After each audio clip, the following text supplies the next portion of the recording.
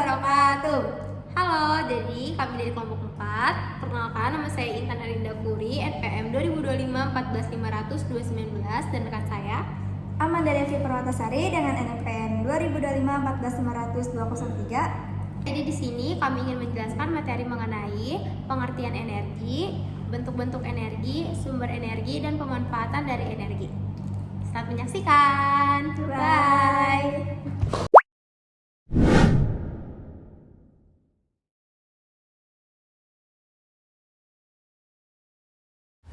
Energi adalah kemampuan untuk melakukan usaha atau mengalami perubahan, seperti perubahan posisi, gerak, suhu, atau wujud zat.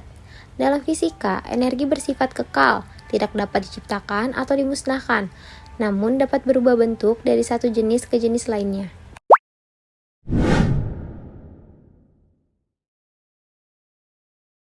Nih IPA. Nih buah nih jatuh. Energi kinetiknya berapa? Energi potensialnya berapa? Gravitasinya berapa? Kecepatannya berapa? Selanjutnya, di sini ada bentuk-bentuk dari energi. Bentuk-bentuk energi adalah berbagai wujud energi yang dapat dimanfaatkan, berubah dari satu jenis ke jenis lainnya, dan memiliki kemampuan untuk melakukan usaha atau kerja. Yang pertama di sini ada bentuk energi potensial yang meliputi energi kimia. Berikut video penjelasannya. Ada fakta seru nih sobat. Tubuh kita adalah pabrik kimia. Tubuhmu itu bukan cuma badan, tapi pabrik kimia super sibuk tiap detik, aktif tanpa henti. Di dalam tubuh ada jutaan reaksi kimia yang kerja tanpa kita sadari, diam-diam terus berlangsung. Makanan yang kamu makan diubah jadi energi lewat proses kimia canggih, cepat dan efisien. Bahkan napasmu bantu reaksi kimia bikin tubuh tetap hidup tiap detik, penting untuk kehidupan. Tubuh juga bikin hormon, kayak pesan rahasia buat ngatur mood kamu, unik dan menarik. Makanya kalau lapar, pabriknya demo, perut bunyi kayak dangdut. Lucu banget kan? Yuk rawat pabrik tubuhmu, makan sehat dan jangan lupa minum air, biar tetap optimal.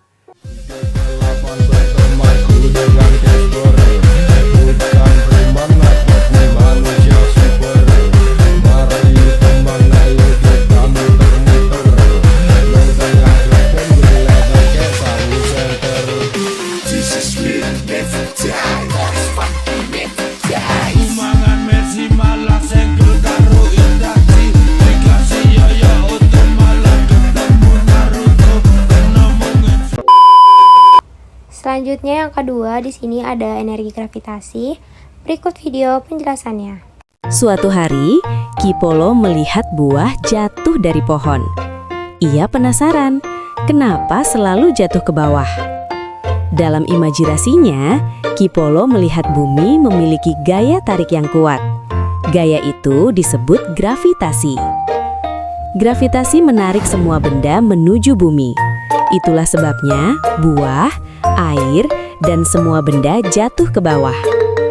Tanpa gravitasi, kita akan melayang di udara.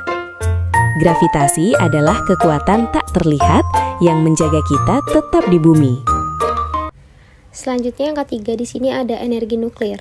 Energi nuklir adalah energi yang dilepaskan dari inti atom atau nukleus akibat reaksi antara partikel-partikel penyusunnya, seperti proton dan neutron. Ini adalah sumber energi rendah karbon dengan kepadatan tinggi yang dihasilkan melalui fisi, pembelahan inti, atau fusi, penggabungan inti, untuk menghasilkan panas, yang umumnya diubah menjadi listrik.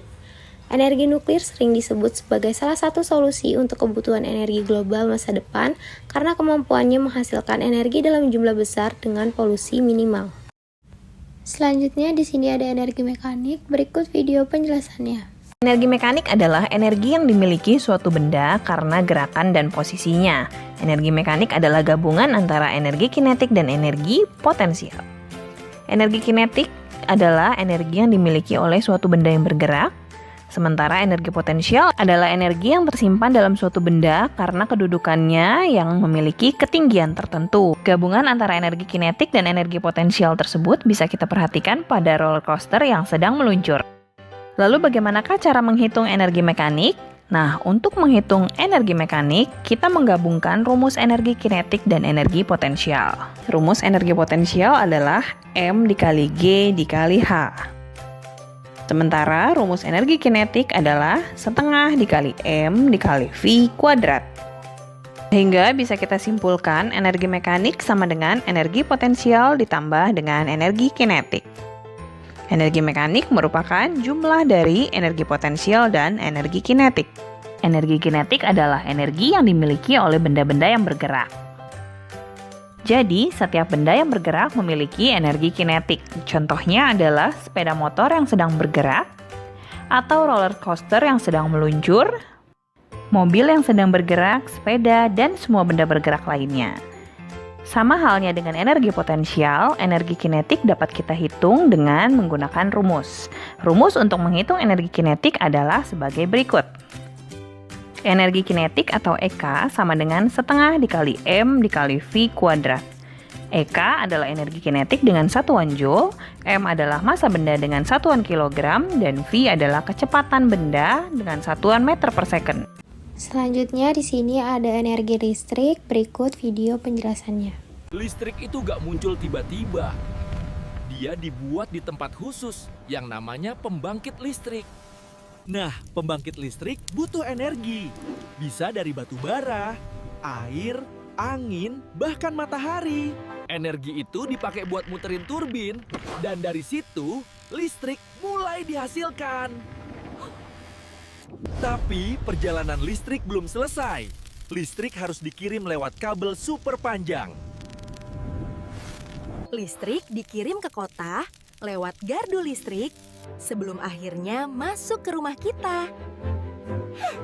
Jadi sekarang kalian tahu kan, listrik itu datang dari perjalanan panjang, bukan cuma dari saklar di rumah kita. Selanjutnya di sini ada energi termal.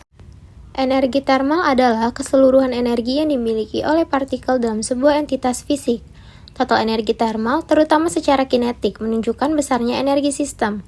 Meskipun kita sering menganggap energi termal dan energi panas sebagai hal yang sama, tetapi keduanya memiliki perbedaan. Energi termal berasal dari pergerakan molekul dalam suatu substansi atau objek. Setiap objek memiliki energi termal. Contohnya, matahari mempunyai energi yang bersumber dari energi termal akibat reaksi fusi.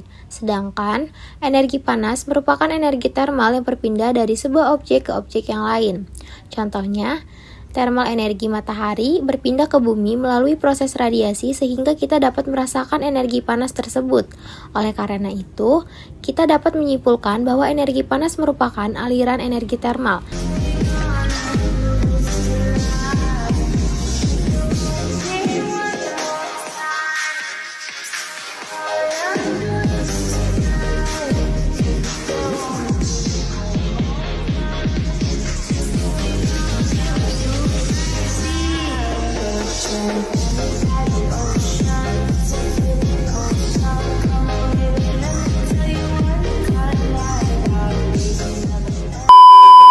Selanjutnya di sini ada energi cahaya, berikut video penjelasannya. Cahaya adalah gelombang energi yang bergerak sangat cepat, bahkan mencapai sekitar 300.000 km per detik di ruang hampa. Cahaya memiliki beberapa sifat loh. Yuk kita bahas. Yang pertama, cahaya merambat lurus.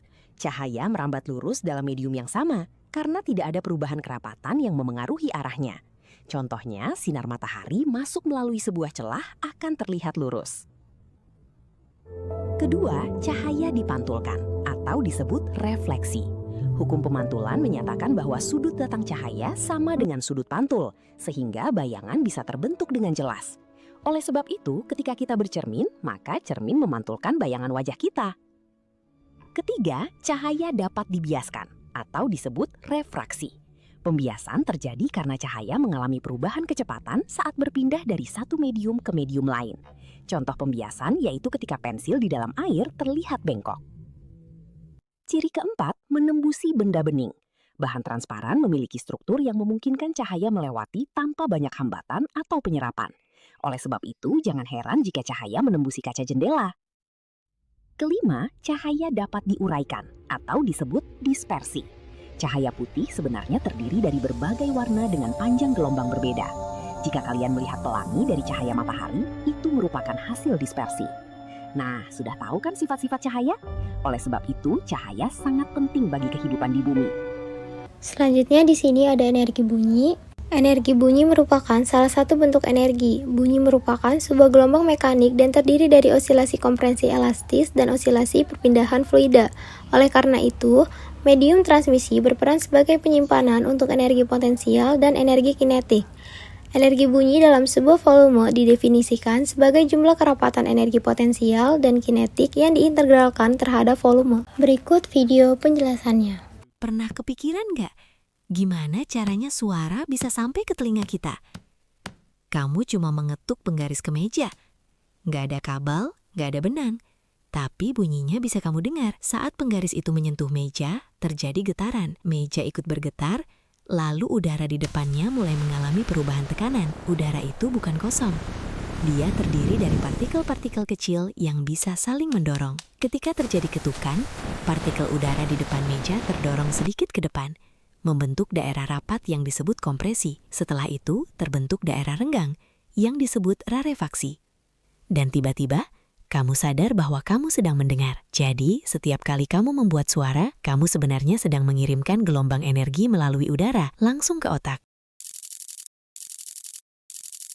Energi tak terbarukan adalah energi yang jumlahnya terbatas dan membutuhkan waktu jutaan tahun untuk terbentuk kembali. Contohnya adalah minyak bumi yang digunakan sebagai bahan bakar kendaraan dan industri, batu bara yang digunakan untuk pembangkit listrik tenaga uap, gas alam yang digunakan untuk memasak dan pembangkit listrik, energi nuklir yang menggunakan uranium sebagai bahan bakar reaktor.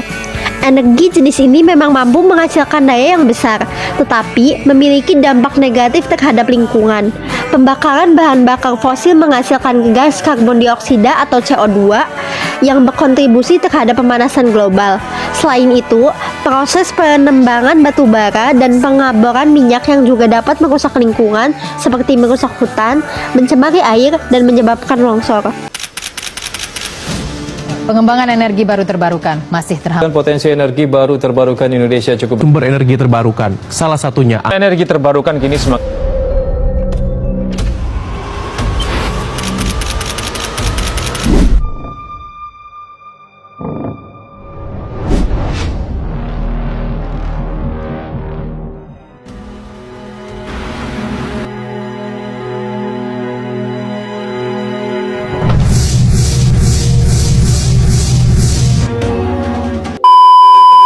Energi terbarukan adalah energi yang dapat diperbarui secara alami dan tersedia dalam jumlah yang besar. Energi ini lebih ramah lingkungan dan berkelanjutan. Beberapa contoh energi terbarukan adalah 1. Energi matahari. Energi matahari merupakan sumber energi terbesar di bumi. Indonesia sebagai negara tropis memiliki potensi sinar matahari sepanjang tahun. Energi ini dapat dimanfaatkan melalui panel surya yang mengubah sinar matahari menjadi listrik. Keunggulannya adalah tidak menghasilkan polusi dan sumbernya tidak akan habis selama matahari masih bersinar. Yang kedua adalah energi air. Energi air dimanfaatkan melalui pembangkit listrik tenaga air atau PLTA.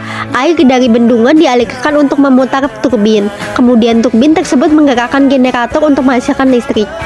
Energi ini termasuk bersih karena tidak menghasilkan emisi gas rumah kaca secara langsung. Yang ketiga adalah energi angin. Energi angin berasal dari pergerakan udara akibat perbedaan suhu dan tekanan. Angin dapat memutar turbin angin yang kemudian menghasilkan listrik.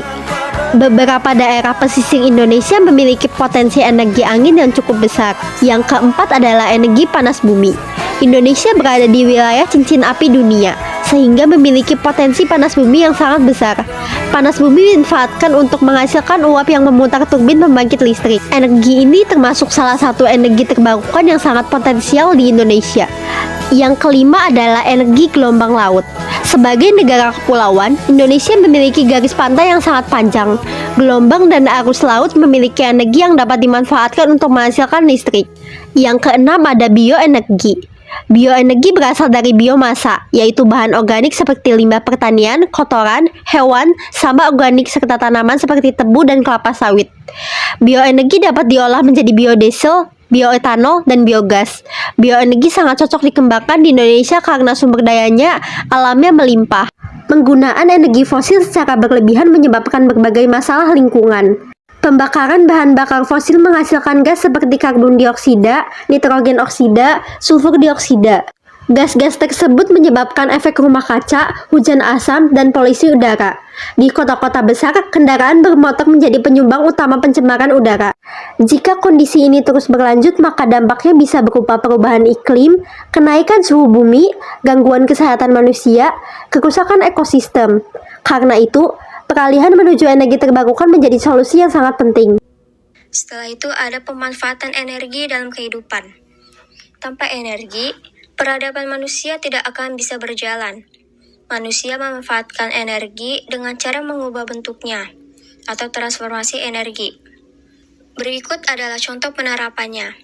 Yang pertama ada sektor rumah tangga, yaitu energi listrik diubah menjadi energi cahaya, contohnya lampu. Lalu energi panas, yaitu contohnya setrika, atau energi gerak, contohnya kipas angin. Lalu yang kedua ada sektor transportasi, yaitu energi kimia dari bensin diubah menjadi energi panas dan kemudian menjadi energi gerak untuk menjalankan mesin kendaraan, seperti bahan bakar kendaraan bermotor, kereta api listrik, dan pesawat terbang. Lalu ada sektor industri, yaitu penggunaan energi listrik skala besar untuk menggerakkan mesin produksi dan pengolahan bahan mentah. Lalu selanjutnya ada sektor komunikasi, yaitu energi kimia pada baterai ponsel diubah menjadi energi listrik yang menghidupkan layar atau cahaya dan suara, seperti mengisi daya perangkat elektronik, seperti smartphone dan komputer. Lalu ada kesehatan, yaitu menjalankan peralatan medis seperti mesin rogen, MRI, dan lampu operasi. Transformasi energi, yaitu memanfaatkan energi seringkali melibatkan perubahan bentuk. Sebagai contoh pada setrika listrik, terjadi perubahan dari energi listrik menjadi energi panas. Atau pada lampu, terjadi perubahan dari energi listrik menjadi energi cahaya. Sekian dari kelompok kami, kurang lebihnya mohon maaf. Wassalamualaikum warahmatullahi wabarakatuh.